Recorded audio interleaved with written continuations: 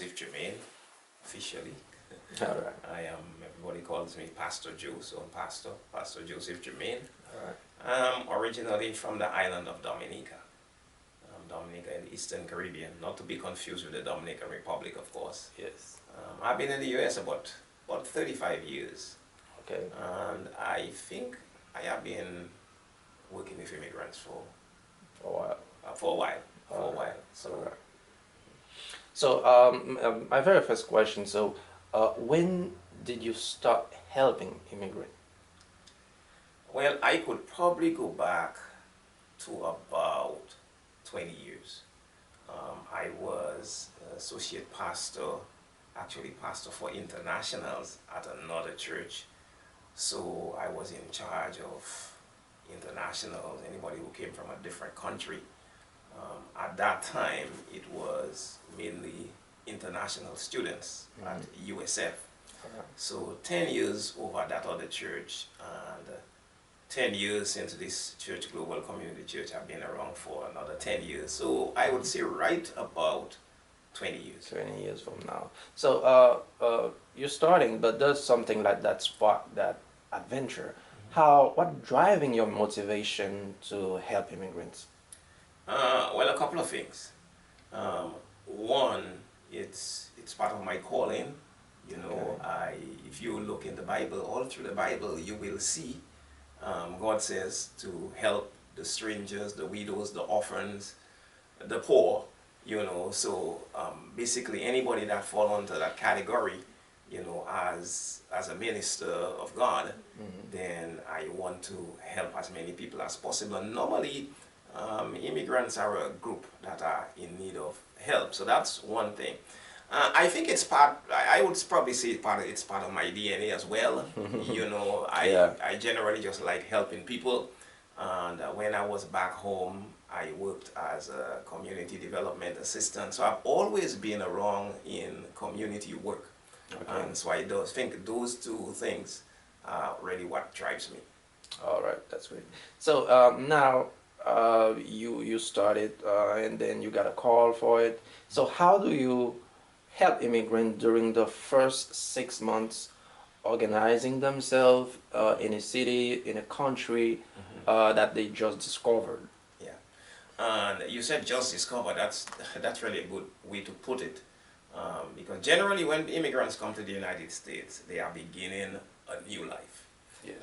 They have left behind their home country, and they've come to the United States either for education or for economic reasons, but they perceive that life will be a whole lot better for them Yeah. in the United States, you know. So it's almost like starting life all over again. Okay. A vast majority of the immigrants that I've helped are those who are coming from countries where the native language is not English. Yeah. You know, so imagine you are coming to a country, first you have to learn the language. Yeah. So that in itself is hard. Especially the older that you are, is the more difficult Yes. it is to learn It is. a new language. All You know. right. All right. So you already start off with that. Okay, that's great. So, what did you learn? What you understand from that particular experience, being helping them from so long? What did you learn? What did you learn? What did you understand from that process? Yeah, for one thing, I noticed that a lot of people who come to the United States generally are educated people. They are normally highly educated people, and their aspirations are high. They come into the U.S. because they want a better life. And sometimes people assume that because you do not speak English, you are not educated. You know. So I myself have fallen into that trap before. Generally, the people are looking so you can help them understand the system, you know, understand how the whole process works. All right. You help them so that they would like to be independent. So you help them to get started, and once they get a good grip, they can generally go on their own. So one of the things you have to guard against babysitting them.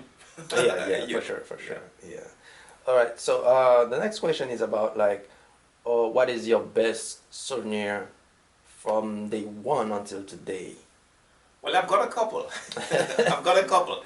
You know, it is really a wonderful, wonderful feeling when you've helped somebody who was in a difficult situation, and then they come to the point where they can actually help themselves. You know, Yes, yes, so think about an immigrant coming to the U.S. Generally, they come, they will have to learn English. They live in an apartment because right, they come with no money, you know, and they're now trying to get a job. And you often they end up living in really not the best places because they have to find a place that's affordable. yes. And I have seen many of those who, after a couple of years, 2 to 5 years, they call me and they say, Pastor Joe, I have just bought a house.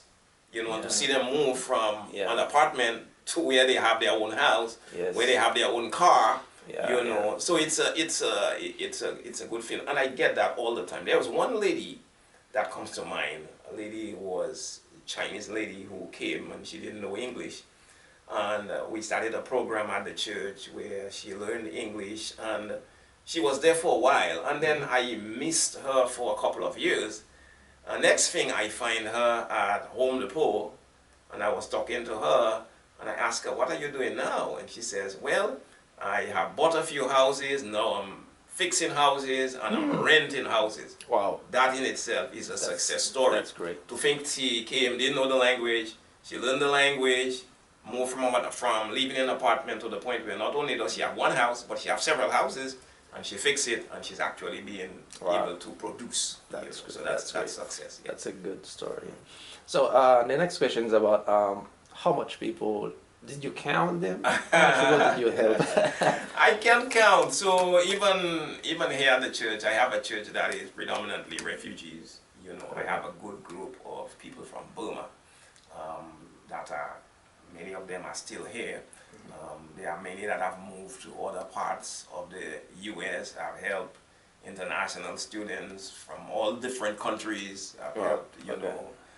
West Africans, East Africans, I don't really keep account, but That's over hundreds. it's a lot. Yeah, It's that's a lot. hundreds. Yeah, Yeah. yeah. Okay, so this next question. So, what would you improve if you are able? Let's say there's something as you understand the whole process and you've been helping them for so long. So, what would you improve? Something could that facilitate immigrant to uh, facilitate immigrant social integration? Yes. One of the things I would say is that there is always a temptation to do everything for them, Yeah. but there is a little proverb that says, if you give a person a fish, Mm-hmm. they eat that fish, next couple of days they may come to you to Yeah. get another fish. Yes. For But sure. if you teach them how to fish, Mm-hmm. they'll be able to fish for themselves, and Yes. guess what? They might bring you some fish Yeah. Yes. later Yes. on. Yes. So the temptation is Interesting. to do everything for them. It's better to teach them to do things on their own so that they can become independent. I think the faster they can become self-reliant Mm-hmm. is really the better for them. All right, interesting. So the last question. So, what is the feedback you have from them? So, did you, when after a couple of years or after a couple of months while you're helping them, so did you like try to find out, hey, how long you how things going on? So, did you try to get like feedback from them sometime, like kind of follow up? Yeah, well, I do that all the time. I try Okay. to, somebody comes to mind and I call them and find out, hey, where you are, what are you doing, and so forth. And I would like to tell you that all of the stories are good that get back, that they are all doing well. The fact is they are not all doing well. The vast majority of them are doing well, and they tell me, hey, here's what I am doing, and so forth. There have been stories of people that have just wasted Okay. their life. So there is a temptation in the United States. The United States has a lot of good, but the United States also have a lot of bad. And if you find yourself on the wrong side, if you find yourself with the wrong crowd, You can find yourself wasting your time. Okay. You know, I've talked to people who have ended up in very bad situations. But I will tell you, the vast majority of them, when I talk to them, they would say, thank you so much. You helped me. Now I am doing well. And it really, really blesses my heart to know that, you know what, you've helped somebody. Now they are Yeah. doing well and they are now turning around and helping others. Yeah, that's great. Yeah. So I think we're done, but as I used to say to my interviewees, so do you have, if you have a message for new immigrants, newcomers, what would be that message? The message would be the United States is a land of opportunity. You have to be careful because sometimes people come to the US and they get the impression as soon as they get here, things are going to be good and everything is going to work out. It doesn't always happen. Most of the time it doesn't happen like that. You come to the United States, these opportunities are there, but you have to discipline yourself. One, you have to work hard. You have to prepare to work hard. Things are not just going to fall into your lap.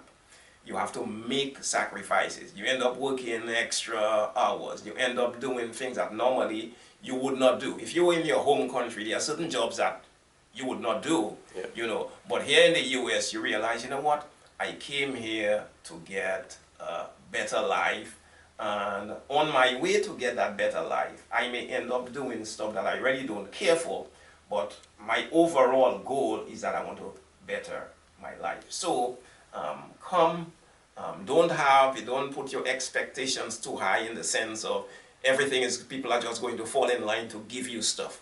But make up your mind, discipline yourself, make the sacrifices, work hard, be disciplined, and you will probably achieve the American dream.